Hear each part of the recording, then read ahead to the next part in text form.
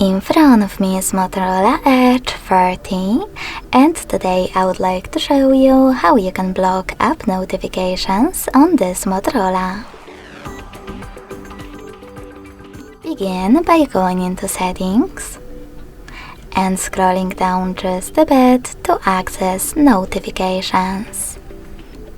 After that, tap on App Settings, click on Most Recent, and select the best option for you, in my case, Most Frequent.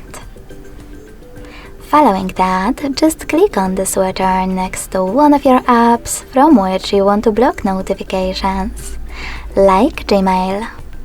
You can turn them back on the same way. If you want to, you can also just click on one of your apps on the left and manage all notifications from here. Thanks so much for watching. If you enjoyed this video, smash that like button, comment and subscribe. Bye!